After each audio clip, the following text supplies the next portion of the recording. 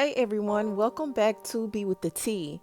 Now, you guys, we learned about the unfortunate passing of DMX on this morning. Now, one of his friends went live on her Instagram and reflected on the time that he told her about the abandonment of his mother. You guys, and if you're not aware, DMX's mother abandoned him as a little boy. She took him to like a foster care center and told him that she would be right back, and she never came back.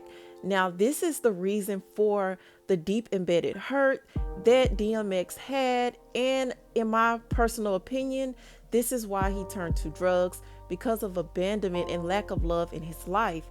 So Roxanne, who is a rapper, okay, from the 80s, you guys, if you're not aware, she went live, you guys, and she reflected on the time he expressed that to her.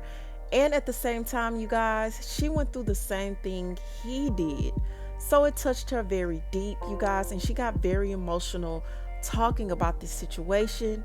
And she ties her hurt and DMX hurt all into one. Take a listen. Hey, let me tell y'all something. And this is one of the most serious things that I've ever said. Maybe even one of the most emotional and personal things that I've ever said. And it has to do with DMX, and it has to do with his passing. But not only his passing, but his childhood and what he has went through. What we have went through. Now, we had time enough to be able to talk to each other. And coming from similar backgrounds, there's certain things that I need y'all to understand. And this is not what somebody told me. This is what he said to me. He said, when he was younger, his mom had took him to a children's home and said that they was just going to visit. And she left him there. She took him there and she left him there. And he was too little to be there. Too little to understand how to defend himself, how to take care of himself and everything else. But he did it. And he survived it. And we all have our ways of dealing with it. I've been through that system. I've been through that. I know what it's like when people think that adults don't care about children. I know what it's like to run the streets, sleep on the train, sleep in the hallways, try to sleep at friends' houses, have people tell you could come stay at their house, and their brothers are trying to mess with you, or even their fathers and adults and uncles and shit. I know what it is like. And we all handle it differently. We all have our demons. When people would see me and say how angry I was, they didn't understand what I had endured and what I went through. And as soon as me and DMX came in contact with each other, as soon as me and Earl came in contact with each other, we already knew what was done to that spirit. And it makes you overly aggressive. It makes you seem angry to people. It makes you seem mad to people. So people try to find whatever they can in order to overcome that. Some people turn to drugs. Some people turn to drinking. Some people turn to other things. People wonder why we give so much. The money that I make now, right? I give most of my money away to children who are in foster care and going through situations. You know why? Because there was nobody to do that for me. There was nobody to do that for me. So I do that. I give back. I try to make everybody happy. I try to keep everybody good because of what I may be dealing with on the inside. Everybody is fighting their own fucking demons. So when I think about it right now, I think about the fact that when that certain amount of peace comes along, why do you think, let me tell you why Roxanne and Shantae don't drink or don't use drugs. You know why? Because I'm so afraid to find some fucking peace in it that I would never stop.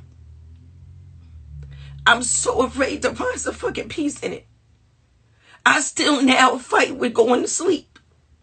When I'm up and I'm posting 3, 4 o'clock in the morning, I'm not happy that I'm up 3, 4 o'clock in the morning posting, knowing that I gotta start my day all over again. But that's because when you go through those systems and you go through that, you learn how not to sleep. You learn how not to sleep. So you up. You up, and every time somebody shows you the least little amount of some type of deceit, or you catch somebody wrong, you so quick to let go, because you know that as soon as you let your guards down, as soon as you trust somebody, something bad can happen. Something really bad can happen because you've done it. To miss out on a childhood, and then people wonder why you make the mistakes you make. Yeah, I make mistakes all the time. And they say, oh, you probably suffer from arrested development. Oh, you probably have this, you probably have that. No, I went through some fucking shit too early in life. I went through it when I wasn't supposed to. That's what it was. I went through it when I wasn't supposed to. And it's just so hard when you see people saying mean things and doing mean things, and even when you online and people are posting and saying negative things and saying all this other foul shit, you learn to just see past it. You learn how not to you get a tough skin because of it. So my heart is hurting right now. But in a way, I know that he has found some fucking peace. I do. And I'm saying this right now because for all of us who have experienced it, for everybody that's been out there that has went through the foster care system and had a bad experience, because I'm not going to say all foster parents is bad, because I have a sister who's a foster care parent because she wanted to be one of the good ones. When you have been a check child, that means they take them and they take you in their house because they only want a fucking check. And then you go into this fucking hip hop field and they only fucking nice to you because you're a commodity and you making them some fucking money. It's like this cycle never fucking stops. It just never stops. Oh my God. So just know that there were people that were out here that were trying to help him. People that he could talk to. But you can't, nobody can fix what is unreachable inside of you.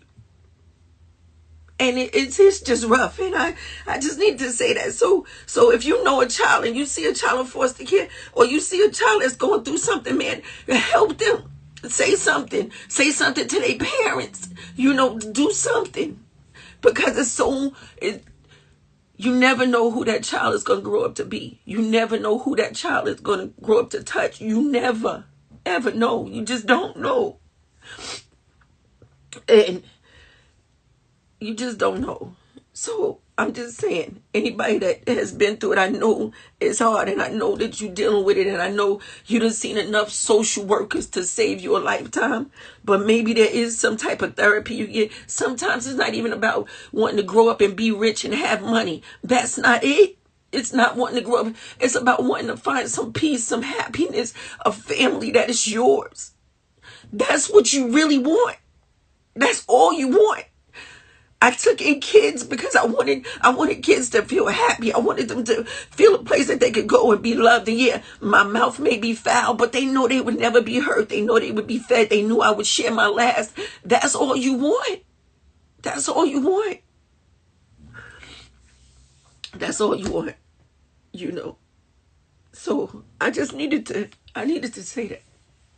I just needed to say that.